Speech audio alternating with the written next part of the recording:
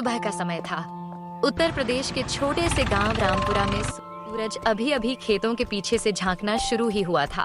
हल्की ठंडी हवा मिट्टी की खुशबू लेकर गलियों में घूम रही थी। कहीं गायों की घंटियां बज रही थीं, तो कहीं औरतें कुएं से पानी भरते हुए आपस में बातें कर रही थीं। गांव की सुबह वैसे तो हर दिन एक जैसी होती थी, मगर आज कुछ अलग था। चौपाल के पास बैठा बूढ़ा रामदयाल हुक्का गुड़गुड़ा रहा था। तभी पप्पू दौड़ता हुआ आया। अरे काका, सुना क्या?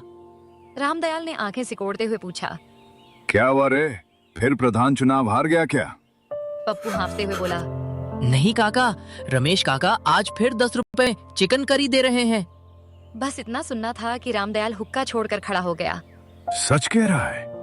हाँ काका, लाइन लगनी शुरू हो गई, लोग दौड़े जा रहे हैं। रामदयाल ने लाठी उठाई और बोला। चल फिर हुक्का बाद में पी लेंगे, पहले चिकन करी खाएं। गांव के किनारे एक टूटी फूटी झोपड़ी थी।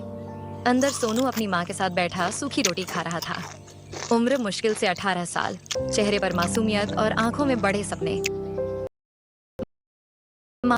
खा ले बेटा, तू कल से खेत में गया भी नहीं। सोनू मुस्कुराया। अम्मा तुम खा लो, मुझे भूख नहीं। तभी बाहर से दोस्त मुन्ना चिल्लाया। सोनू, ओ सोनू, जल्दी बाहर आ। सोनू भागकर बाहर आया। क्या हुआ? मुन्ना हंसते हुए बोला। क्या हुआ? अरे आज तो किस्मत खुल गई। रमेश काका चिकन करी बांट रहे हैं, बस 10 रुपए में। सोनू की आंखें चमक उठी। सच? फिर तो आज मजा आ जाएगा। सोनू तुरंत अंदर गया। पुराने बक्से से सिक्के ढूंढने लगा। 2 रुपए, 1 रुपया, 50 पैसे, जोड़ते जोड़ते पूरे 10 रुपए हुए। उसने सिक्के मुट्ठी में कस लिए। माँ ने पूछा, कहाँ जा रहा है? सोनू मुस्कुराया। अम्मा, आज तेरे बेटे की दावत है। गांव के बीचों बीच एक पुरानी सी दुकान थी। बाहर लकड़ी का बोर्ड टेढ़ा लटका था। रमेश भोजनालय नीचे छोटे अक्षरों में लिखा था। चिकन करी 10 रुपए। दुकान के बाहर लंबी लाइन लगी थी। अरे धीरे धीरे सबको मिलेगा। सोनू लाइन में खड़ा सब देख रहा था। उसने मन में सोचा, इतने लोग, इतना चिकन, सिर्फ 10 रुपए? ये कैसे मुमकिन है? आखिर सोनू की बारी आई। उसने कांपते हाथों से 10 रुपए आगे बढ़ाए। रमेश काका ने उसे ऊपर से नीचे तक देखा। अरे तू तो शामू का लड़का है ना? हाँ काका, सोनू। काका के चेहरे पर हल्की उदासी आई। तेरे बापू अच्छे आदमी थे। सोनू चुप हो गया। उसके पिता को गुजरे 3 साल हो चुके थे। रमेश काका ने कटोरे में करी डाली, ऊपर से 2 बड़े पीस रखे और बोले, ले, और हाँ गरम है, धीरे खाना। सोनू पास के पेड़ के नीचे बैठ गया। उसने पहला कौर मुंह में रखा और जैसे दुनिया रुक गई। करी का स्वाद इतना गहरा था कि आंखें खुद ब खुद बंद हो गईं। मसाले बिल्कुल सही, चिकन नरम, ग्रेवी गाढ़ी और सुगंध ऐसी कि मन खुश हो जाए। सोनू धीरे से बोला, हे भगवान, ये तो शहर वाले होटल से भी अच्छा है। मुन्ना पास बैठा हंसा। अब समझा लाइन क्यों लगती है। सोनू ने बिना जवाब दिए तेजी से खाना शुरू कर दिया। दुकान के सामने खड़े लोग बातें कर रहे थे। एक बोला, मुझे तो लगता है काका के पास कहीं खजाना गड़ा है। दूसरा बोला, ना रे, ये सब जादू है, वरना 10 रुपए में चिकन। तीसरा हंसा। काका को हिसाब किताब आता ही नहीं होगा। तभी बूढ़ी चाची बोली, तुम लोग कुछ भी बोलो, वो नेक आदमी है, भूखे को खिलाते हैं, इसलिए भगवान बरकत देता है। सोनू दूर से सुन रहा था। उसके मन में सवाल बढ़ता जा रहा था। इस समय सड़क पर धूल उड़ाती हुई काली कार आकर रुकी। उसमें से उतरा गांव का प्रधान जगदीश सिंह। मोटा शरीर, सोने की चेन, हाथ में अंगूठियां और चेहरे पर घमंड। उसके पीछे 2 आदमी थे, कल्लू और फकीरा। जगदीश ने लाइन देखी, फिर अपने सड़क किनारे बने होटल की तरफ देखा जो खाली पड़ा था। उसने दांत पीसे। साला, मेरी होटल में कोई नहीं और यहाँ मेला लगा है। कल्लू बोला, प्रधान जी, कहो तो दुकान टूरवा दे। जगदीश ने हाथ उठाकर रोका। नहीं, पहले राज पता करो। घाटे में कोई महीनों तक दुकान नहीं चलाता। अगर आप भी इंटरनेशनल लेवल पे बिजनेस करना चाहते हैं तो अभी सीखो, ऐप डाउनलोड करो और इंपोर्ट एक्सपोर्ट का बिजनेस नहीं चलाता। वह रमेश काका के पास गया। काका नमस्ते। रमेश काका शांत स्वर में बोले, जगदीश नमस्ते।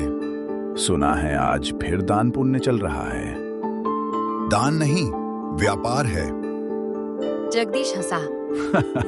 व्यापार 10 रुपए में चिकन, मुझे बच्चा समझे हो? काका ने उसकी आंखों में देखते हुए कहा। कुछ चीजें हिसाब से नहीं, नीयत से चलती हैं।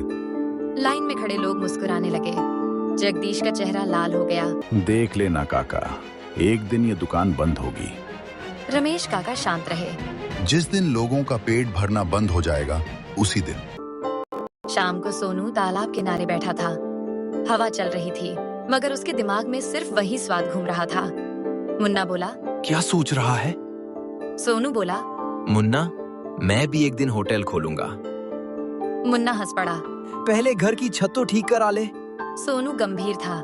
नहीं, सच में, ऐसा होटल जहां गरीब आदमी भी खा सके। और पैसा? सीखूंगा, मेहनत करूंगा, पर करूंगा। उसकी आंखों में चमक थी। अगली सुबह सोनू रमेश काका की दुकान पहुंचा। दुकान अभी खुल ही रही थी। काका चूल्हा जला रहे थे। काका, हाँ बेटा, मुझे काम चाहिए। काका ने देखा। काम? कितने पैसे चाहिए? मुस्कुराए। क्या सीखना है? खाना बनाना और 10 रुपए में चिकन करी का राज। काका ठहाका मारकर हंसे। सीधे दिल की बात बोलता है तू। सोनू शर्मिंदा हो गया। माफ करना काका। काका ने उसके कंधे पर हाथ रखा। माफी नहीं, सच बोलने वाला लड़का पसंद है मुझे। फिर बोले। कल सुबह 4 बजे आ जाना। इतनी सुबह? रात जल्दी उठने वालों को मिलता है। अगली सुबह अंधेरा था। मुर्गे भी ठीक से नहीं बोले थे। सोनू नींद से लड़ता हुआ दुकान पहुंचा। रमेश काका पहले से मौजूद थे। आ गया? हाँ। चल, पहले पानी भर। सोनू कुएं से 10 बाल्टी पानी लाया, फिर लकड़ी काटी, फिर बर्तन मांजे, फिर बाजार से प्याज लाया। सूरज निकलते निकलते उसकी कमर टूट गई। काका, खाना कब बनाना सिखाओगे? काका बोले। पहले रसोई की इज्जत सीख। दोपहर में काका मसाले पीस रहे थे। सोनू पास खड़ा ध्यान से देख रहा था। काका, इसमें क्या डालते हो? मेहनत। अरे सच बताओ ना। काका मुस्कुराए। अगर सिर्फ मसाले से स्वाद आता तो हर अमीर होटल सबसे अच्छा होता। सोनू समझ नहीं पाया। तभी उसने देखा काका एक पुरानी डिब्बी से थोड़ा सा कुछ डालते हैं। ये क्या है? काका ने तुरंत डिब्बी बंद कर दी। जब वक्त आएगा तब जान जाएगा। उधर प्रधान जगदीश अपनी होटल में बैठा था। मेज पर मक्खियां घूम रही थीं। ग्राहक एक भी नहीं। वह गुस्से में बोला। कल्लू! जी मालिक। आज रात पता करो, रमेश कहाँ से सामान लाता है, किससे मिलता है, सब। फकीरा बोला। और अगर राज मिल गया? जगदीश मुस्कुराया। तो या तो वो राज मेरा होगा या रमेश की दुकान खत्म। रात गहरा चुकी थी। गांव सो गया था। कुत्तों के भौंकने की आवाजें दूर से आ रही थी। सोनू अपनी झोपड़ी में लेटा था, मगर नींद नहीं आ रही थी। अचानक उसने खिड़की से देखा, रमेश काका चुपचाप सड़क पर जा रहे थे। कंधे पर पुराना थैला था। इतनी रात को? तो दोस्तों, वीडियो में आगे बढ़ने से पहले मैं आप सबको एक प्रॉफिटेबल ट्रेडिंग प्लेटफॉर्म के बारे में बताना चाहता हूं, जिसका नाम है गुरु ट्रेड 7। इस पर गांव की शाम होने वाली थी। आसमान में काले घने बादल